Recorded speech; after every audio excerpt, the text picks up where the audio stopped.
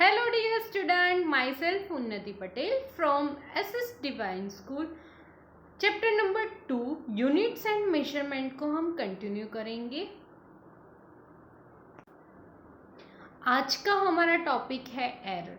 तो एरर हम किसको बोलेंगे? जब हम कोई एक्सपेरिमेंट करते हैं तो हर एक एक्सपेरिमेंट में हम मेजरमेंट लेते हैं, तो वो मेजरमेंट में जब अनसर्टेनिटी होती है उसको हम बोलेंगे एरर। तो एरर के लिए हम यहाँ पे ऐसे डेफिनेशन दे सकते हैं कि error is a uncertainty of a measurement is called the error.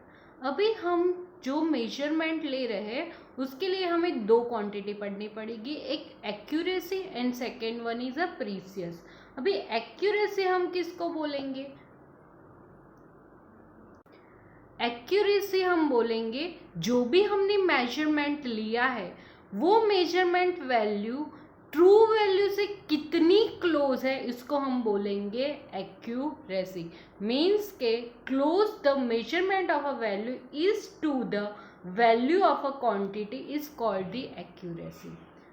अभी आपको एक्यूरेसी एंड प्रीसियस दोनों वर्ड आपको ऐसे सेम जैसे लगेंगे, पर दोनों वर्ड अलग है। एक्यूरेसी को हम बोलेंगे जब भी हम मेजरमेंट लेते हैं तो वो मेजरमेंट लिया है उसकी जो वैल्यू है वो ओरिजिनल वैल्यू से कितनी क्लोज है, इसको हम बोलेंगे एक्यूरेसी। प्रीसाइज मतलब वो हमने जो मेजरमेंट लिया वो कितने रिजोल्यूशन अदरवाइज कितनी लिमिटेशन से हमने उसको लिया है, उसकी जो लिमिट मिल रही है मेजरमेंट की वो कितनी है, वो क्वांटिटी को हम प्रीसियस बोलेंगे। हम दोनों को एक एग्जाम्पल के थ्रू देखेंगे। तो हम एक्यूरेसी और प्रीसियस दोनों का जब हम मेजरमेंट करते हैं वो डिपेंड करता है कि कौन से इंस्ट्रूमेंट से हमने मेजर किया। मतलब आपकी accuracy and resolution is depend on the use of a measuring instrument. Like यहाँ पे हमने एक एग्जाम्पल ले रहे हैं, उससे हमें बेटर पता चलेगा। ये अपना शार्पनर है, तो शार्पनर की जो ओरिजिनल लेंथ है वो 3.6, यहाँ पे आपकी शार्पनर है उसकी जो लेंथ है 3.678 सेंटीमीटर। वो हमें कहाँ पे पता चला? जब भी हम उसको बाय करते हैं तो उसकी बॉक्स पे पूरा उसकी डिटेल है, तो हमें इससे पता चल गया कि इसकी ट्रू वैल्यू है 3.678 सेंटीमीटर। ओके, अब हम एक ऐसा इंस्ट्रूमेंट लेते हैं जिसका रिजोल्यूशन उसकी लिमिट है 0.1, लाइक का हमने वर्नियर कैलिपर्स लिया। ओके, तो उससे हमें जो वैल्यू मिली उससे हम मेजरमेंट करते हैं तो उससे हमें वैल्यू मिली 3.5 सेंटीमीटर। अब दूसरा इंस्ट्रूमेंट ले रहे हैं जिसका रिजोल्यूशन है 0.01 centimetre, like a micrometre screw gauge. उससे हमने मेजर किया तो उसकी जो अपनी शार्पनर है उसकी लेंथ मिली 3.38 सेंटीमीटर, बल्कि आपकी जो ओरिजिनल वैल्यू है वो है 3.678 सेंटीमीटर। तो फर्स्ट इंस्ट्रूमेंट लाइक आपने वर्नियर कैलिपर से आपने जो मेजरमेंट लिया था वो है 3.5 सेंटीमीटर और जो ओरिजिनल है वो 3.678 सेंटीमीटर। तो आप यहाँ पे ऑब्जर्व कर सकते हो कि आपकी ट्रू वैल्यू से आपने जो ऑब्जर्व किया वो वैल्यू क्या है, उससे नज़दीक है, तो इसको हम बोलेंगे एक्यूरेट वैल्यू। ओके, अभी सेकंड हम यहाँ पे देख रहे हैं कि आपकी जो ओरिजिनल वैल्यू है 3.678 सेंटीमीटर और यहाँ पे जो आपने माइक्रोमीटर स्क्रू गेज से जो लिया है मेजरमेंट उससे आपको मिल रहे हैं 3.38 सेंटीमीटर। मतलब आपकी ट्रू वैल्यू से वो बहुत ही दूर है। कितनी दूर है? तो यहाँ पे आपकी जो ओरिजिनल लेंथ है उसमें से हम माइनस करेंगे तो आप देख सकते हो यहाँ पे जो एरर ऑफ मेजरमेंट है वो आपको मिल रहा है 0.298 सेंटीमीटर। बट यहाँ पे आप देख सकते हो यह जो आपकी आंसर मिल रहा है वो पॉइंट के बाद 2 डिजिट तक मिल रहा है और यहाँ पे जो मिला 1 डिजिट। मतलब इसके कंपेयर में ये वाला जो आंसर है वो बहुत ही ज़्यादा प्रिसाइज है, इसलिए ये वैल्यू को हम बोलेंगे प्रीसियस वैल्यू, और जो ये वैल्यू मिली आपकी 3.5 उसको हम बोलेंगे एक्यूरेट वैल्यू। ओके, तो यहाँ पे आपको समझ में आ गया कि एक्यूरेट वैल्यू और प्रीसियस वैल्यू। तो यहाँ पे हम मेजरमेंट करते हैं उस पर डिपेंड करेगा। मेजरमेंट करने के लिए जो इंस्ट्रूमेंट यूज़ कर रहा है, जो उसका रिजोल्यूशन 0.1 होगा, और उसके आंसर जो हमारा फर्स्ट जो आंसर मिल रहा था 3.5, उसके लिए हमने यूज़ किया था जो इंस्ट्रूमेंट उसका रिजोल्यूशन था 0.1 सेंटीमीटर, इसलिए जो हमें आंसर मिल रहा था वो मोर एक्यूरेट है हमारे सेकेंड आंसर से। बट सेकेंड आंसर हम यहाँ पे देख रहे हैं उसका रेजोल्यूशन है 0.01 सेंटीमीटर, बट यहाँ पे जो अपनो आंसर मिल रहा है 3.38 सेंटीमीटर, मतलब ये वाला जो आंसर है मोर प्रिसाइज है फॉर द कंपेयर में फर्स्ट ऑब्जर्वेशन में। तो आपको पता चल गया कि एक्यूरेसी एंड प्रीसियस क्या है। एक्यूरेट किसको बोलेंगे, जो अपनी ओरिजिनल जो मेजरमेंट की वैल्यू है उससे जो ट्रू वैल्यू से नज़दीक आता है उसको हम बोलेंगे एक्यूरेट वैल्यू। प्रीसियस मतलब उसकी जो लिमिटेशन होती है, जितने रेजोल्यूशन लिमिटेशन में हमें आंसर मिलता है उसको हम प्रीसियस बोल सकते हैं। तो कभी कभी बार ऐसे भी आंसर मिलते हैं कि जो एक्यूरेट भी हो और प्रीसियस भी हो। समटाइम कुछ ऐसे आंसर मिलेंगे जो एक्यूरेट है बट प्रिसाइज नहीं है। तो वो डिपेंड करेगा आप कैसे इंस्ट्रूमेंट यूज कर रहे हो।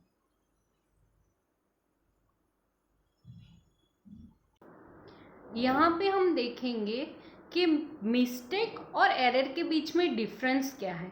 तो मिस्टेक और एरर आपको दोनों वर्ड बहुत ही सिमिलर लग रहे हैं, पर वो ऐसा नहीं है। मिस्टेक किसको बोलेंगे, तो मिस्टेक मतलब जो हम खुद गलतियाँ करते हैं उसको हम बोलेंगे mistake.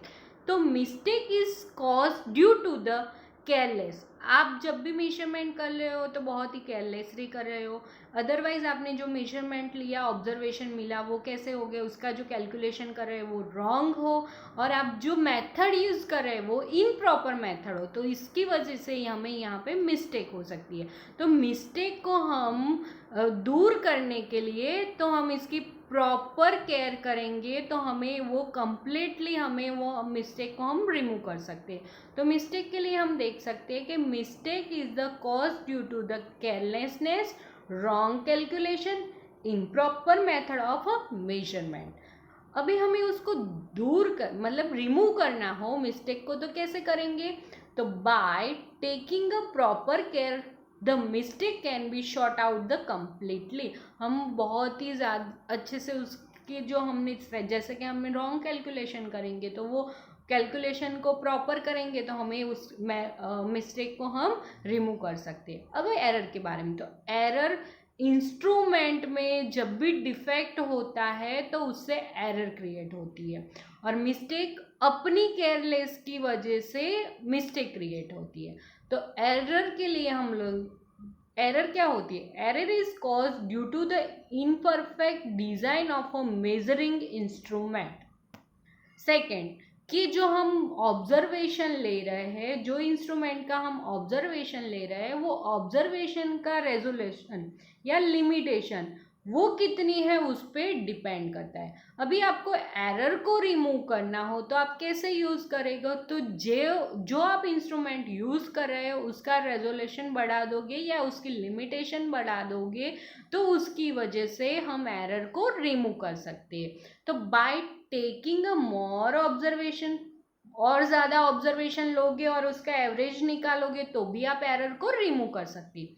By measuring, by using instrument having a smaller least count, error can be eliminated। मतलब फर्स्ट तो आप बहुत सारे ऑब्जर्वेशन लो और उसका लिस्ट निकालो तो भी आप एरर रिमूव कर सकते हैं, और सेकंड कि आप जो भी इंस्ट्रूमेंट यूज़ कर रहे हो वो उसको आप मैक्सिमम हो सके ऐसे लिमिट ज़्यादा से ज़्यादा रखो, मतलब मोर प्रिसाइज रखो, तो आप एरर को रिमूव कर सकते हैं। तो आपको एरर और मिस्टेक के बीच का डिफरेंस अच्छे से समझ में आ गया। अब हम पढ़ने वाले हैं types of error. Types of error. तो एरर आपको पता है, मेजरिंग द अनसर्टिनिटी, इसको हम एरर बोलते हैं। एरर जनरली 2 टाइप्स में डिवाइड होती है, एक systematic error and second one is a random error. Systematic error किसको बोलेंगे? तो error cause when measure the value is a different and the true value is called the systematic error.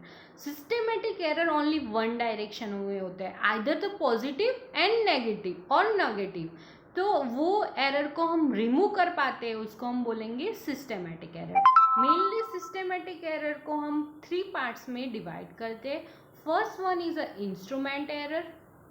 तो instrument error क्या होता है?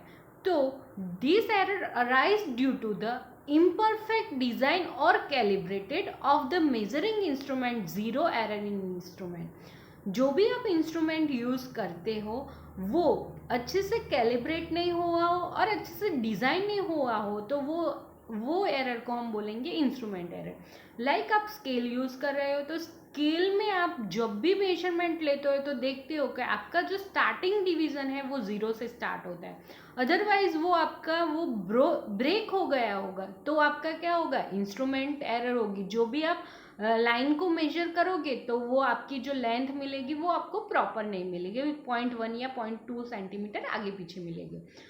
उसका हम एक एग्जांपल देते हैं। जैसे कि हमें टेम्परेचर मेजर करना है बॉइलिंग वाटर का, तो आपको पता है कि बॉइलिंग वाटर का जो टेम्परेचर होता है वो 100 डिग्री सेल्सियस होता है। तो आप थर्मोमीटर से मेजर कर रहे हो, तो आप पहले चेक करोगे कि जो थर्मोमीटर में जो डिवीजन है वो 0 पे होना चाहिए, बट बाय मिस्टेक आपने देखे बिना वहाँ पे मेजरमेंट करना स्टार्ट किया, तो आप देख रहे हो कि आपको टेम्परेचर मिल रहा है 104 डिग्री सेल्सियस। तो वो गलत है। एक्चुअली वो आपने स्टार्ट किया था, जब भी आप मेजर करना स्टार्ट किया था तब आपका डिवीजन क्या था वहाँ पे 4 डिग्री सेल्सियस पे। तो आप क्या करोगे? 104 degree Celsius minus 104 degree Celsius minus 4 degree Celsius करोगे तो आपको आपका बॉइलिंग पॉइंट मिल जाएगा। मतलब आपकी जो वैल्यू मिली उसमें से आपने जो एरर थी वो एरर को क्या किया, मतलब जो डिवीजन था उसको माइनस किया, ओनली वन डायरेक्शन में था। सेकेंड एग्जाम्पल लेते हैं वर्नियर कैलिपर्स। तो जब भी आप वर्नियर कैलिपर्स का यूज़ करो तो आपकी ये मेन स्केल होती है और ये वर्नियर स्केल होती है। तो मेन स्केल और वर्नियर स्केल में आपको ये 0 डिवीजन को आपको क्या करना होता है? कोइंसाइड करना होता है। जो कोइंसाइड नहीं हो तो उसमें क्या होता है? एरर अकर होती है।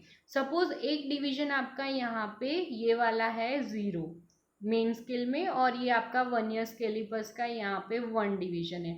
तो आप जो भी वैल्यू मेजर करोगे लेंथ या कुछ भी, तो उसमें से आप क्या कर दोगे? वो जो डिवीजन था उसको माइनस कर दोगे तो आपको ट्रू वैल्यू मिल जाएगी। तो वैसे आप इंस्ट्रूमेंट एरर को आप रिमूव कर सकते हैं। सेकेंड मेथड है एरर की इम्परफेक्शन इन एक्सपेरिमेंटल टेक्निक और प्रोसीजर। मतलब कि आप जब भी एक्सपेरिमेंट करते हो तो इम्परफेक्शन होता है, जैसे कि आप तो ये एरर अकर होती है। जैसे कि आपको टेम्परेचर मेजर करना है अपनी बॉडी का, तो आप क्या करोगे? थर्मोमीटर से आप टेम्परेचर मेजर करोगे। जो आपने टेम्परेचर मेजर करने के लिए थर्मोमीटर यूज़ किया है वो उस जो रख रहे हो उसकी प्लेस प्रॉपरली नहीं हो आपकी बॉडी के साथ कांटेक्ट में, तो आपको जो एक्चुअल वैल्यू मिलेगी वो क्या होगी? वो वैल्यू आपको एक्चुअल नहीं मिलेगी। जैसे कि आप यहाँ पे टेम्परेचर मेजर करना है बॉडी को, तो यहाँ पे आप थर्मोमीटर रखोगे तो आपको यहाँ पे राइट आंसर नहीं मिलेगा, तो वो आपकी इम्परफेक्शन टेक्निक है, उसको भी आप रिमूव कर सकते हो। दूसरी, यहाँ पे जो आप मेजरमेंट कर रहे हो उसमें बाहर के temperature, humidity, velocity during the experiment, ये सारी चीज़ें क्या होती है? इफेक्ट होती है। राइट नाउ यहाँ पे कोरोना में हम थर्मल गन का यूज़ करते हैं, तो थर्मल गन में क्या होता है? आपका टेम्परेचर दिखाता है। तो जनरली आप बाहर से जब आओगे धूप में से और टेम्परेचर मेजर करोगे तो क्या होगा? आपका एक्चुअल टेम्परेचर है बॉडी उससे ज़्यादा मिलेगा, मतलब आपका बाहर का टेम्परेचर आप पर कुछ इफेक्ट कर रहा है। तो यहाँ पे आपको जब भी आप मेजर करोगे तब आइडल कंडीशन हो तब आप मेजर करोगे, तो यहाँ से भी आप एरर को रिमूव कर सकते हो। थर्ड है पर्सनल एरर। पर्सनल एरर कैसे करोगे? जैसे कि आप एक एक्सपेरिमेंट कर रहे हो, एक्सपेरिमेंट में आपको करंट की वैल्यू मेजर करनी है, तो ये आपका वोल्ट मीटर है, तो वोल्ट मीटर में यहाँ पे 0 है। सपोज यहाँ पे आपको 1 एम्पियर करंट दिखा रहा है, बट आप क्या करोगे, स्ट्रेट में नहीं खड़े रहते, लाइक यहाँ पे left side otherwise right side ऐसे क्रॉस में खड़े होके आप मेजरमेंट करोगे, तो आपको जो वैल्यू मिलेगी करंट की वो क्या होगी, परफेक्ट नहीं होगी, ड्यू टू द, क्योंकि वो एरर पैरेलक्स की वजह से अकर हो रही है, इसकी वजह से पर्सनल एरर अकर हो रही है। तो जैसे आपको वो एरर रिमूव करनी हो तो क्या होगा, मैक्सिमम ऑब्जर्वेशन लो और आप हो सके तो सेंटर में से आप उसको देखो। नेक्स्ट मेथड है आपकी रैंडम एरर, सेकंड एरर है रैंडम एरर। रैंडम एरर क्या होती है, वो इरेग्युलर होती है, इरेग्युलर को हम बोलेंगे random error which occur irregularly and random with respect to sign and size are called the random error. मतलब वो जो रैंडम एरर है वो आपकी अकर होगी, वो उसकी साइज और साइन कुछ भी फिक्स नहीं होता, इसके लिए हम उसको बोलेंगे रैंडम एरर। तो रैंडम एरर के लिए यहाँ पे हम जैसे कि कोई एक्सपेरिमेंट कर रहे हैं, तो सम टाइम आपको कुछ वैल्यू मिल रहे 1 एम्पियर, इसके बाद मिलेगी आपको 0.7 एम्पियर, 1.5 एम्पियर, मतलब उसकी जो आपको आंसर मिल रहा है वो कैसे मिल रहा है, आपको बहुत ही आगे पीछे मिल रहा है, सम टाइम आपकी डायरेक्शन भी चेंज हो रही है, तो वो एरर को हम रिमूव नहीं कर सकते, इसलिए हम बोलेंगे random error. When some person repeated the same observation, it is likely that the may got different reading every time. This error may be a positive or negative. It is called the random error. आज हमने error के बारे में पढ़ा, types of error,